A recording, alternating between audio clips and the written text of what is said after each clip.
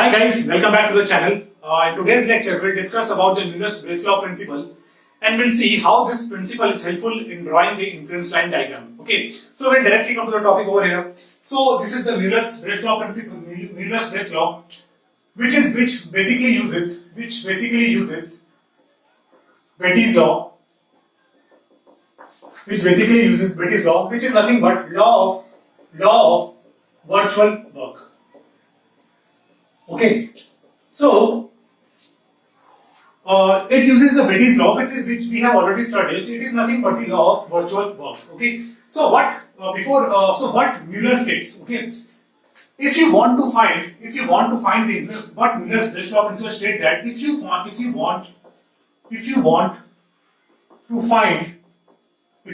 find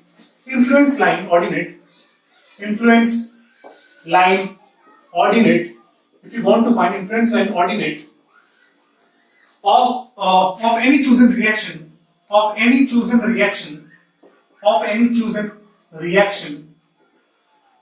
reactions means either it is external reactions or it may be internal shear force or bending moment. Okay, of any chosen reaction, then first we need to release the constraint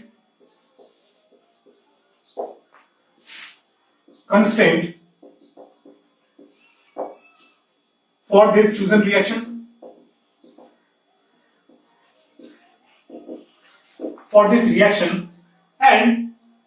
and we need to give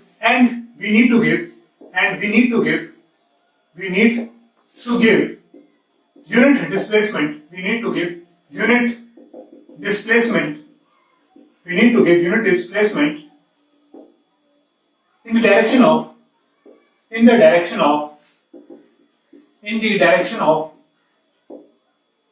chosen reaction. Okay, so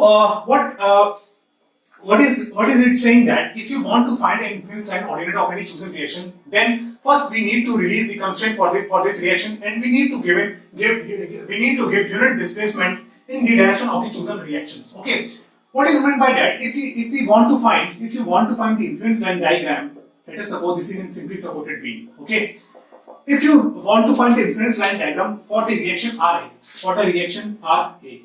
okay, then we need to release. This is our chosen reaction RA. Then we need to release. Release this RA component. This RA is released by if we provide some guided support over here, guided roller over here. Okay, and we have released over here. RA is released. Okay, then we need to give the unit displacement along this coordinate. Okay, here let us suppose the unit load is acting in this direction. So RA will be generated in upward direction. Okay, so we need to release this RA component. Okay, RA is released by providing some guided roller support over here. Then what we have done is we are giving a unit displacement over here. And this unit displacement, after giving this unit displacement, the beam is deflected like this. The beam will deflect like this. Okay, so the constraint we need to give unit displacement in the direction of the chosen reaction. Okay, so the ordinate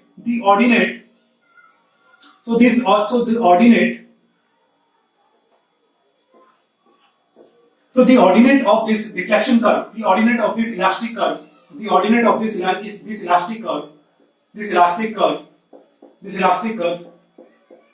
will give nothing but the inference of the ordinate of the inference line diagram for this RA reaction. Okay, so this is basically the Miller's law principle. What is again I will tell this thing.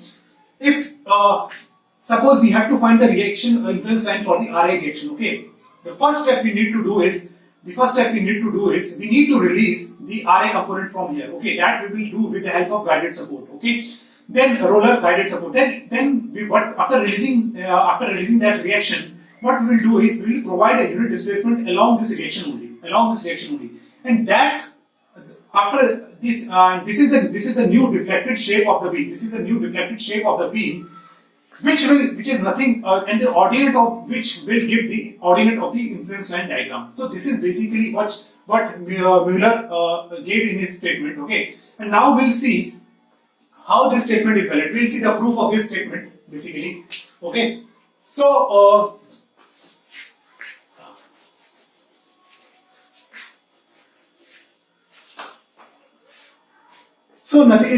it's nothing but now we'll see the proof of the Mueller's Breslau principle. Okay, so let us suppose this is our system 1.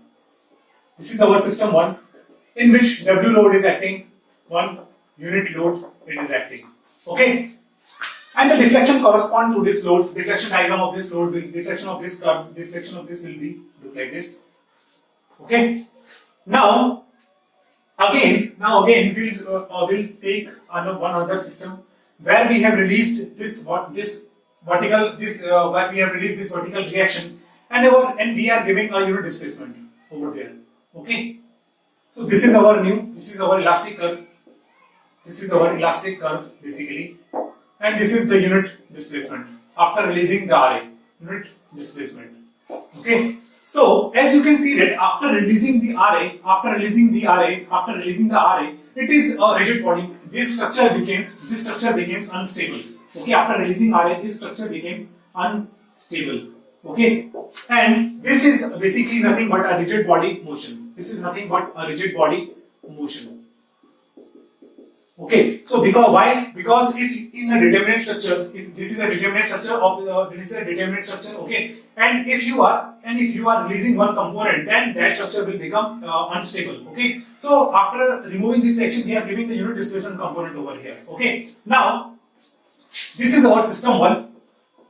This is the system 1, and this is system 2. Okay, now with respect, as per the Bette's law, what Bette's law states that the work done by this system of force in going the displacement of system 2, this is nothing but delta x, and this is at a distance of x, is equals to the work done by the force in system 2 in carrying out the displacement corresponding to the displacement in system 1. Okay. So this Bette's law we have already discussed in details. Okay, so basically what I want to tell is that here in this portion there will be no reaction generated. Okay, so in this portion when unit load is applied, one RA reaction will be there and one RB reaction will be there. Okay, so now this is the system 1 and this is system 2. So the displacement correspond to system 1 is 1 unit. So RA into 1. Okay, and 1 into minus delta, 1 into minus of 1 into delta x minus sign, because force and displacement are in opposite direction, is equals to 0. Why 0? Because at this position this location there is no support reaction generated because it is a rigid body motion. So you can say that RA is nothing, and we have through law of virtual work. Okay, this is virtual work. Why it is virtual work? Because the reaction is corresponding to this reaction, we are giving some imaginary displacement. We are giving. Okay, this displacement, this reaction is not the cause of this displacement. Okay, that's why it is called the virtual displacement. This displacement is not the cause of the unit load. Okay, that's why it is called the virtual work. Okay, because the reactions and the deflections are not means causes. This deflection is not due to because this reaction. This displacement is not because due to this unit load. That's why it is called the virtual work method. Okay. So if I solve this thing, so RA is nothing but equals to delta x. You can see over here, RA is nothing but delta x. So this is a very simple proof of the Mueller's Breslau when we have to find what you can say is that influence time for RA reaction, which is nothing but equals to delta x. Okay, so you can see that if I displace this thing, if I displace it by unit amount, and if I need to calculate what will be the reaction generated, at RA at A when the unit load is acting at a distance of m. I just need to find this delta x coordinate, okay, with the help of similar triangles, right? So this thing we can calculate by Mueller. This is nothing but the Mueller's Breslau principle, right? Similarly, if you want to find the influence line diagram for the RB reaction, if you want to find the influence line for the RB reaction, then I again need to release RB at this location, okay, and need to give a unit displacement over here. Okay, again this is the elastic curve. This is elastic curve. Okay, and this is a rigid body motion. Rigid body motion. So again, I can write over here. Again, I can write over here. It's like that. And again, I need to find this thing, deflection at this location. Okay, deflection at this point.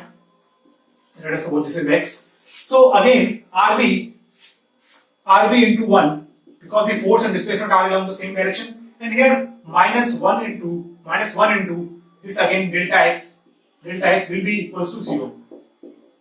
Okay, so here also RB is nothing but equals to delta x, which is the coordinate of this elastic curve. Okay, at a distance, coordinate of this is nothing but the ordinate of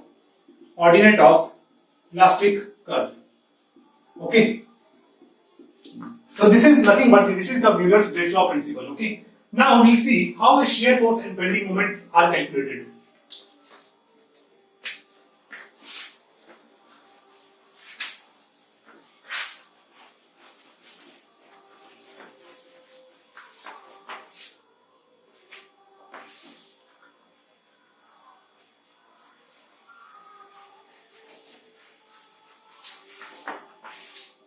Now let us calculate the this thing for shear bending moment. Okay, for bending moment, Mueller's Brace law principle. Let us suppose this is our beam, simply supported beam.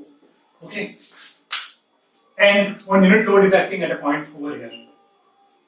1 unit load is acting.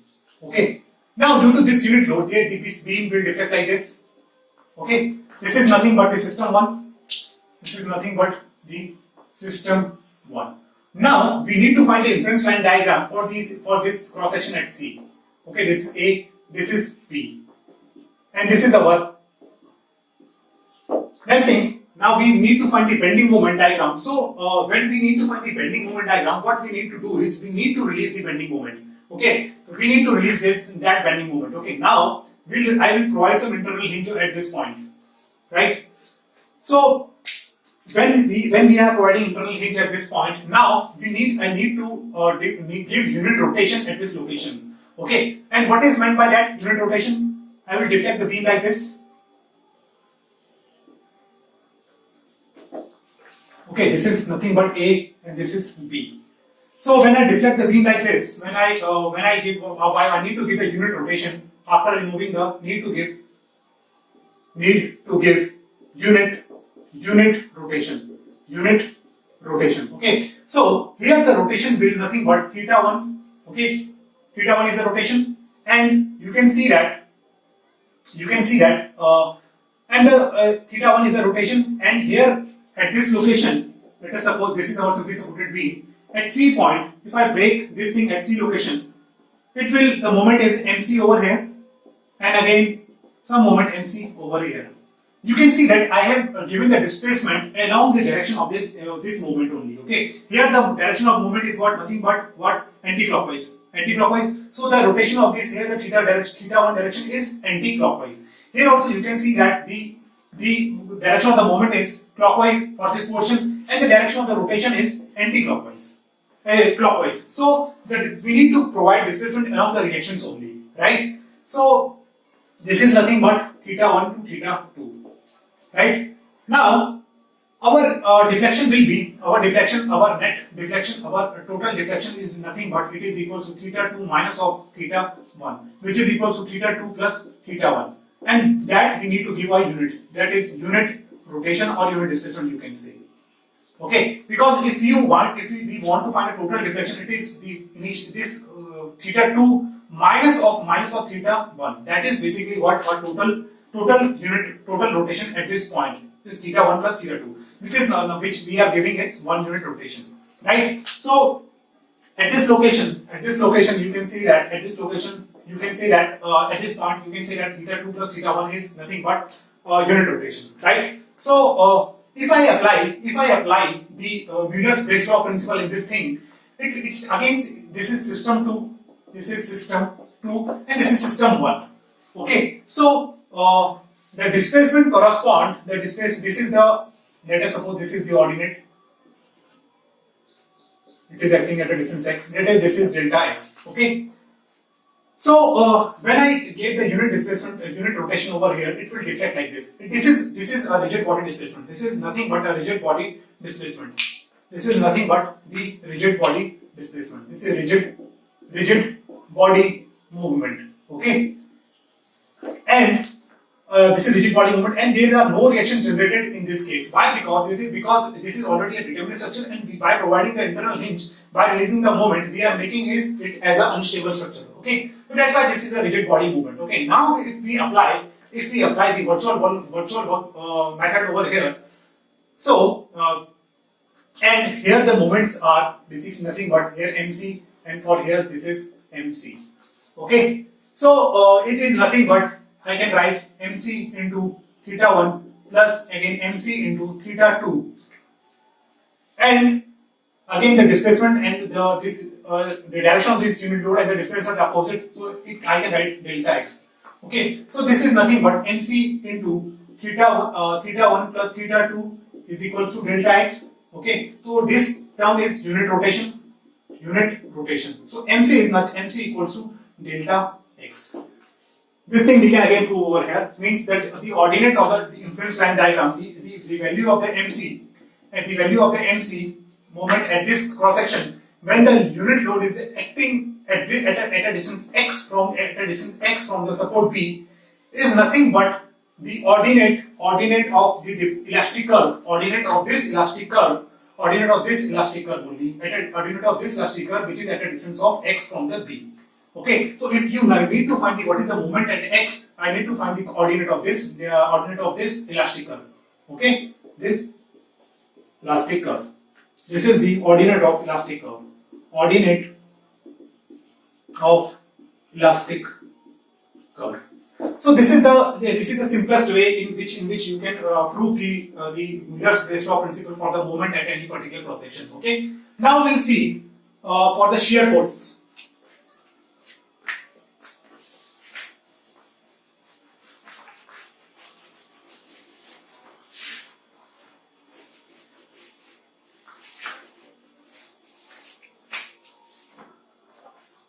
Okay. Now, if we want to find the shear, for the shear force, let us suppose this is the simply supported beam over here. Okay, and here is one unit load is acting at a distance of x. Okay. Now, we need to find the shear force, the influence line for the shear force at a section C. This is A and this is B. Okay.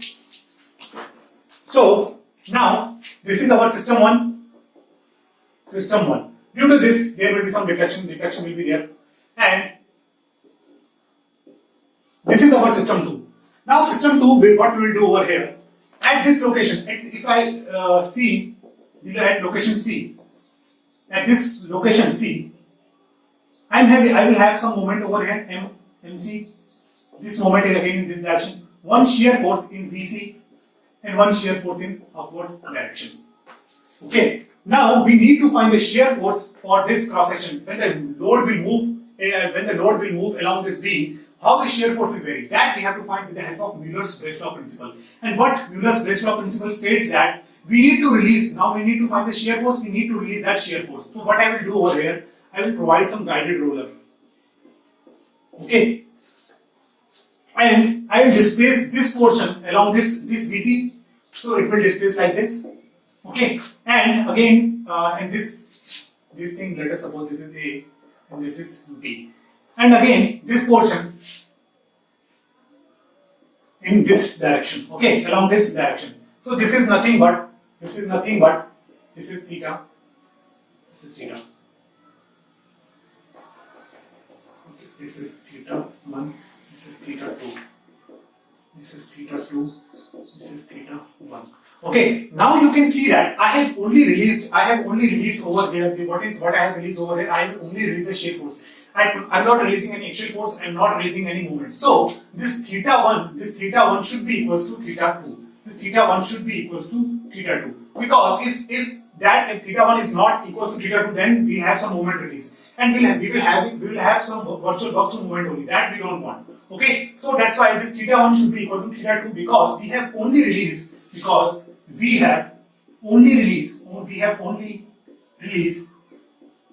shear force Okay, so we have only raised this shear force, and let us suppose this distance is this A and this is B. Okay, now when theta 1 is equals to theta 2, now when now this deflection, let us suppose this is delta 1 and this is delta 2. So as per the Müller's law principle, delta 1 plus delta 2 should be unit. That is a unit shear, positive shear displacement. Okay, so if we apply the Müller's Beatty's law in this system 1, between system 1 and system 2, it will look like this. We can write this VC into delta 1, VC into delta 1, again this VC into delta 2, minus 1 into at this location, let us suppose this is delta x, minus 1 into delta x, it is nothing but equals to 0, because the support reaction at this location is both are 0. Okay, so I can write VC delta 1 plus delta 2 is nothing but delta x. So VC, this delta 1 delta 2 is nothing but unit displacement. So VC is nothing but equals to delta x. So shear force is nothing but shear force at this location, this junction C, when the unit load is at x, is given by, will be the ordinate of the displacement, the ordinate of the elastic curve, at a distance x from the B. Okay, so this is our this is the Müller's law principle, right? So as you can see that when the unit load is beyond this section, our shear force will be positive. Okay, and when the unit load will act along between A and C, our shear force will be negative. Okay, so when the load is between A to C, then shear force is negative. Okay, when load is between B to C, then shear force is positive. This thing we have already discussed. Okay, why? Because when the load is between, let us suppose when the load is between A and C, when our unit load is between A and C. Okay, when the unit load is between A and C. Now, at this, if I cut at C, there will be some RA reaction, and to balance this thing, we'll have some shear force in this direction. Okay, and by our assumption, these type of shear forces, if we move from this point of this direction, if I move from this if at this section the shear force acting in this direction, then it is basically negative. Okay, because this is our positive shear force diagram. Okay, so when the load is between A and C, our shear force will become negative. Okay, so this is the thing I want to tell, right? So this is the basically we have discussed the Müller's law principle, how to derive, we have seen the proof of the Müller's law principle in case of reactions or in case of shear force and bending moments. Okay, so and in the next lecture we'll solve a problem and how to take advantage of this principle. We'll draw the influence line diagram in very easy way. Okay, so thank you guys. Thank you very much.